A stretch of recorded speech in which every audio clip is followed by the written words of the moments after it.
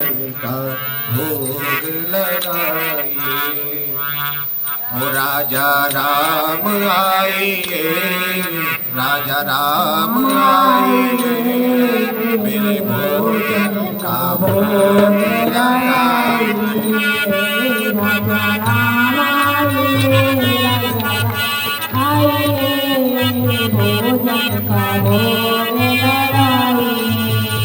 राजा राम आइए, सीता राम आइए, मेरे भोजन का भोग लगाइए। राजा राम आइए, सीता राम आइए, मेरे भोजन का भोग लगाइए। मेरे भोजन का भोग लगाइए। मेरे भोजन का भोग लगाइए। अच्छा, इसके बाद अब देखता है भगवान आए नहीं। अब भगवान आए नहीं, कहता है कि अब कैसे क्या करूं। अब मन में विचार करने लगा कि मुझे बनानी नहीं आती है, भगवान को शायद मेरा भोजन पसंद नहीं आया इसलिए करने नहीं आ रहे हैं। मैं रूखी सूखी है बनाई है, पहली बार बनाई है, पसंद नहीं आ रही है इसलिए करने नहीं आ रहे हैं। तो मन में विचार करता है कि नहीं खाओगे। तो सोचने लगा कि वहाँ के भरोसे मत रही हो, वहाँ सब व्रत है, सब भजन में लगे हुए हैं, तुम्हें कछू ना मिलने वालो। वहाँ के चक्कर में रुके हुए हो। अरे पानी है तो यहीं पा लो, जैसी मिल रही है रूखी सूखी पा लो। फिर कहते हैं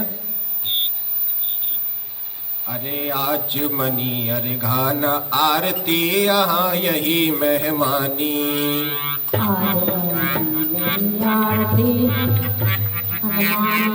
अरे आज मनी अरे घान आरती यहाँ यही मेहमानी।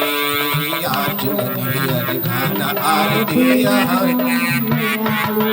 अरे रूखी सूखी खाओ प्रेम से, रूखी सूखी खाओ प्रेम से, रूखी सूखी खाओ प्रेम से, पियो नदी को पानी। राजा राम आए, सीता राम आए, मेरे भोजन का भोग लगाइए।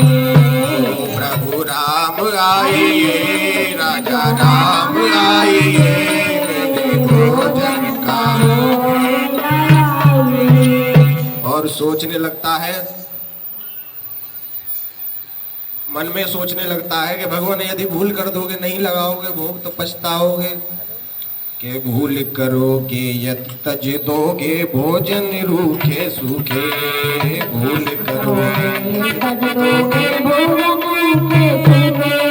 अरे एकादशी आज मंदिर में, एकादशी आज मंदिर में बैठे रहोगे भूखे हो। राजा राम आइए,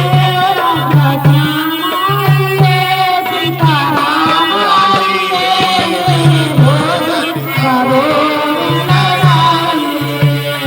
मेरे भोजन का भोग लगाइए। ओ प्रभु राम आइए, राजा राम आइए, मेरे भोजन का भोग लगाइए। हो मेरे भोजन का भोग लगाइए। उसके बाद अब राम जी को तो निमंत्रण दे दिया, और राम जी अकेले थोड़े ही आ जाएंगे। अब राम जी आए, राम जी आए, राम जी किसे साथ लाए? राम जी लाए माता सीता को। अब सीता मैया आई, अब सीता माता जी आ गई। अब भोजन कम पड़ेगा भैया, अब उसके लिए कुछ नहीं बचा। अब फिर दोबारा बना है महाराज भोजन। भोजन बनाने के बाद फिर वही दोहराता है, प्रभु राम आइए, सीता राम आइए, मेरे भोजन का भोग लगाइए। फिर महाराज यही कथा होती है कि राम जी आए। अब की बार कहता है, पहली बार बुला रहा था कि राजा राम आइए, अब कह रहा है कि सीता राम आइए, क्योंकि पता है उसे कि माता सीता भी आई थी पिछली बार, तो अब की बार दोनों को बुला रहा है। अच्छा, अब आ गए दोनों, अब दोनों के साथ में एक और तीसरे लक्ष्मण जी आ गए। अब इस बार भी उसका पत्ता कट गया, इस बार भी उसे भोजन मिला। महाराज बड़ा परेशान भोजन बनाते बनाते कि एकादशी हो गई। बड़ी कमाल की एकादशी, ऐसी एकादशी ना आए मेरा क्या होगा। मैं रोज कहाँ दिन में 4 बार भोजन करने वाला और पूरे दिन व्रत रख दिया मेरा। कहाँ मैं यहाँ आ गया आश्रम में गुरु जी के पास। गुरु जी ने तो कमाल कर दिया। अब देखते देखते बड़ी भीड़ आती जावे। अब हार के बोला वो भगवान से, प्रभु अब पहले बताए जाओ कल कितने आओगे, मैं वह हिसाब से व्यवस्था रखूं। और यही रहे हो ना तुम्हारो के रोज एक बढ़ा के लाओगे, तो मेरे बस की ना है। ले हो मैं भूखो मर जाऊं, चाहे वो पे ना बने हो ले जाओ तुम अपनो, फायदा उठा रहे हो तुम मेरो। मैं सीधो सा मिल गऊं तुम्हें हमारे, और वहां वो तुम्हें कुछ ना बना के खवा रहे तो चुपचानी बैठे रहते वहां एकादशी में ही। एकादशी के चक्कर में कछु ना मिलना तुम्हें। और उसके बाद महाराज भगवान बड़े प्रसन्न हुए उसकी ऐसी बातों को लेकर, और प्रसन्न हो गए। प्रसन्न हो के भगवान बड़े खुश हुए कि भक्त तो बहुत देखे, ऐसा भक्त पहली बार देखा है जो बार बार हमें। जय हो महाराज, बोलिए खाटू नरेश भगवान की जय हो महाराज।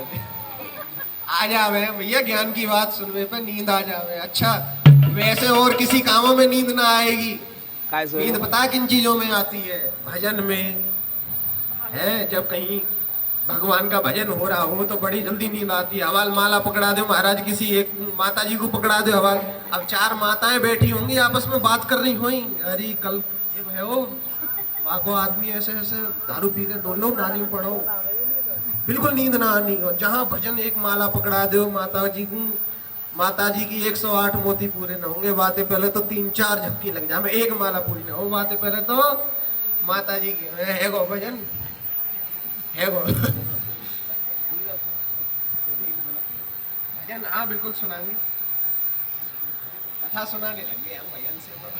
पूरी कथा करो, तो बता दे फिर।